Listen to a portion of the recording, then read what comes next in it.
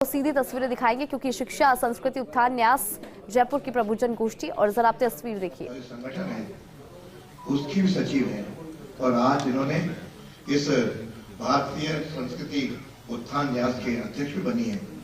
ऐसे पंकज जी मित्तल, भाई सुरेश अग्रवाल, श्री नितिन जी कासलीवाल और सभागार में बैठी हुई भारतीयता के लिए कार्य करने वाले ऐसे मेरे वरिष्ठ भाइयों और बहनों, वास्तव में ये भारत की जो शाश्वत सनातन और सांस्कृतिक परंपरा संपूर्ण विश्व के लिए बड़ी प्रेरणा की स्रोत रही है।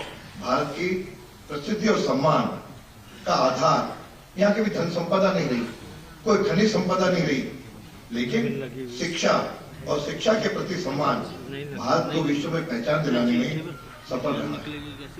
विश्व गुरु के पद पर भारत यहाँ की शिक्षा व्यवस्था और शिक्षकों के कारण ही रही है। ज्ञान, प्रज्ञा और सत्य की खोज भारतीय विचार, परंपरा और दर्शन में सदा सर्वोच्च स्थान पर माने गए हैं।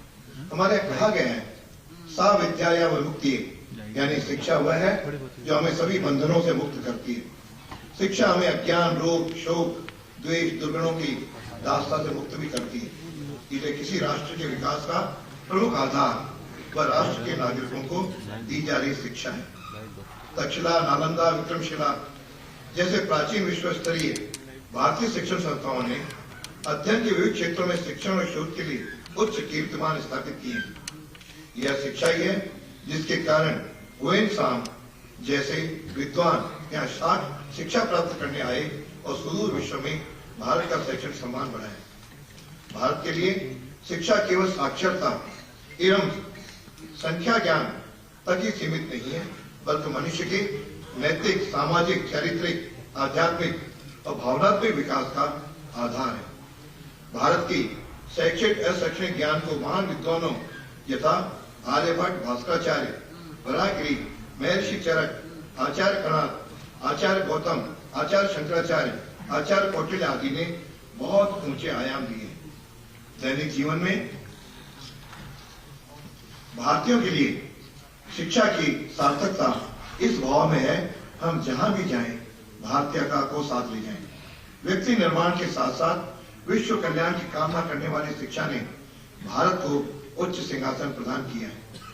1191 से 1192 के बाद आने वाले मुस्लिम आक्रांताओं, मुगलों और अंग्रेजों ने भारत की शिक्षा व्यवस्था को नष्ट करने का हर संभव प्रयास किया, लेकिन हमारी जड़ें इतनी गहरी थी कि भारत से भारतीयता को समाप्त नहीं कर सके।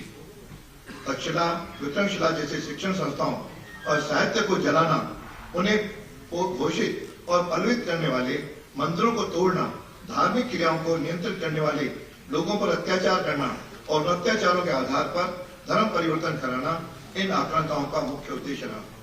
लेकिन कोई भी सुल्तान, शासक और अंग्रेज भारत की दृढ़ शिक्षा व्यवस्था के कारण इसकी संस्कृति को नष्ट नहीं कर सका। व्यवस्थाएं परिवर्तित हुई, सल्तनत काल आया, मुगल काल आया, अंग्रेज आए, सबने शिक्षा को नियंत्रित कर भारत पर अधिकार करने का विचार किया, लेकिन वे नहीं कर सके।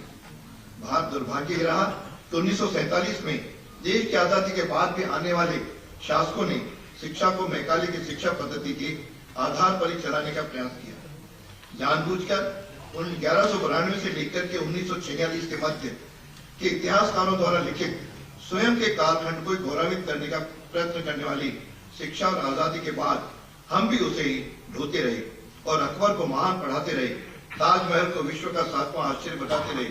अजमेर के विग्रहराज चतुर्थ द्वारा बनाए गए संस्कृत विद्यालयों को तोड़ने वाले आक्रांताओं और मुगल कालीन स्थापत्य कला की प्रशंसा पढ़ाते रहे। मैं यह कहना